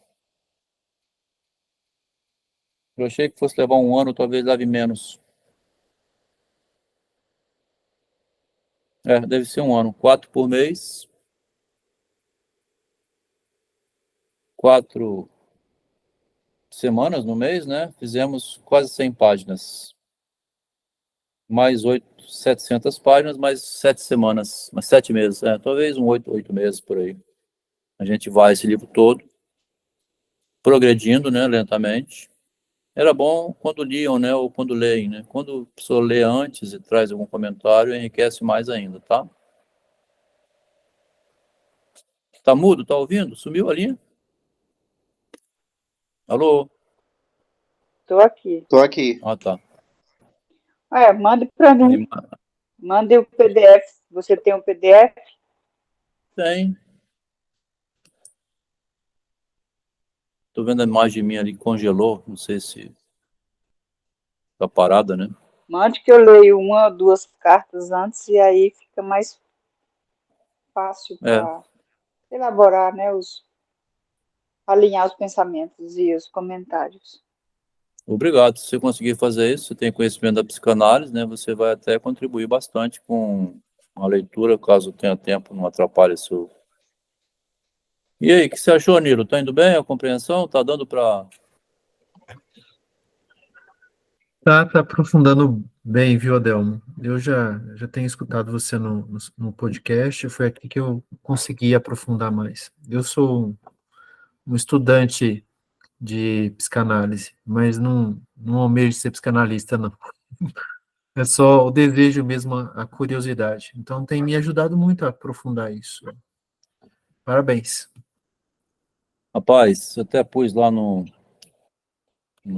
privado de algumas pessoas. Esses áudios têm salvado a minha vida, né? Esse estudo também, assim, leva a compreensão de que esses nossos grandes gênios, que a gente chama, né? Quem gosta de endeusar, Jung, Freud, são seguidores fanáticos, a gente vê como que eles passam um perrengue, uma dificuldade enorme para lidar com o tal do paciente. É o trabalho deles. O objeto de trabalho deles é a psique do doente, né? Mas ao mesmo tempo a gente lê a angústia do próprio psicanalista, tá? É um acompanhamento, é como se estivesse fazendo é como se nós fôssemos o analista do Freud, escutando o sofrimento dele e a dificuldade dele em tratar o doente. É igual quando você, como engenheiro ou como comerciante, vai lá no psicólogo e fala assim, mas eu não estou entendendo nada, minha mulher está um confusão, meus clientes, meu negócio vai para trás. Mas o que que você anda fazendo? Então, você vai no psicólogo comentar isso, aqui nós estamos vendo o Freud comentando com nós. Como é que eu faço com esse Gorlites? O pai dele queria que eu internasse, você disse que não tem vaga, eu pedi ao pai para esperar um pouco, talvez mais na frente. Mas há uma questão também, assim, o objeto não é tão definido na realidade, porque o eu é que vê um objeto e vê por dentro, cheio de questões internas. Então, ele tem um eu com um objeto numa confusão da imagem de si próprio com a realidade externa. Eu não estou nunca satisfeito comigo mesmo, com minhas próprias conquistas. Eu tenho um ótimo casamento, um ótimo marido, meus filhos são muito bons, mas tem uma confusão que eu preciso agir na realidade. E quando eu vou agir na realidade, eu crio confusão com as pessoas que estão envolvidas, né? Quer dizer, como é intrincado esse problema da vida da gente, em que psicologia é isso aí, né? Nós estamos fazendo um curso de psicologia aqui numa origem, sem ficar lendo os conceitos. É lendo aquilo que será elaborado como conceito. A dificuldade deles com a demência precoce, com a paranoia, o que o Freud chama de investimento de objeto, né? Que depois ele vai desistir de tudo, é um problema do eu com a realidade, né? Como que ele mesmo, como médico, assim como os médicos de hoje, né? Você vai ao médico, narra um problema, se você começar a falar assim da sua vida pessoal, ele fala assim, olha, vamos ficar restrito aqui ao que você tem de objetivo. Dói aonde? Né? O que está acontecendo? Porque nós vamos ter que fazer um raio-x, uma ressonância. Então, ele vai tentar sempre objetivar a doença, né? E nunca o lado subjetivo que levou à doença. Isso não é a função do médico, né? O oftalmologista, eu estou aqui com uma secreção no olho, né? Rapaz, quer dizer, o lado subjetivo da doença não cabe ao médico olhar, né? E aqui nós estamos vendo que cada um tem que procurar o seu próprio, né? Nós estamos vendo isso aqui no nosso grupo, né? Cada um vai procurar o seu próprio, né? Não tem psicanalista que vai tirar você do sufoco, Danilo, né? Juliana, assim, ninguém vai tirar a Leila dessa loucura que ela vive. Ela tenta ajudar o paciente e tudo, mas a vida pessoal da pessoa também passa por tumultos, né? Valeu, Maria. Bom, à vontade se quiser comentar, né? A minha imagem congelou aí, não sei por quê. Estudar o caminho percorrido pelos grandes nos leva a perceber a humanidade deles e que é possível os alcançar. E isso não diminui a admiração por eles, muito pelo contrário. Poxa, por que ninguém leu isso aqui, né? Que comentário bonito, né? Ó, estudar o caminho percorrido pelos grandes nos leva a perceber a humanidade deles. São falhos, são, né, difíceis, e que é possível os alcançar. E isso não diminui a admiração por eles. Muito pelo contrário. Uma frase dessa tem que ser paga, né? Depois você me manda o Pix aqui, ó, Loucos por Literatura, eu vou enviar aqui ó, R$ 100 para essa frase, tá? Uma contribuição intelectual, né, ao trabalho. Aprender a fazer um bolo caseiro não fecha a padaria. É. As observações dela. Foi muito bom participar. Obrigado por insistir no convite. Ele teria colocado fotos da mansão no Instagram. Sim, o Matheus, né? Teria colocado fotos da mansão no Instagram nos dias atuais. O personagem de Machado do conto alienígena. Verdade, foto no Instagram, ele em frente, né? Em cima, plantando bananeira. Ele aparece na janela. Ele está deitado na grama. A humildade em reconhecer que pode aprender com os outros é uma característica de quem quer aprender. A humildade em reconhecer que pode aprender com os outros é uma característica de quem quer aprender. Alguém podia ir lendo isso aqui durante, né? Eu sou moleque, ou sou a turma de sem vergonha. A mulher matriarca quer um homem patriarca. Este já aprendeu a controlar a libido do menino, do adolescente, e agora é um homem feito que sabe vencer com elegância no silêncio muitas vezes. No silêncio é que eu não sei, né? Eu estou falando demais, né?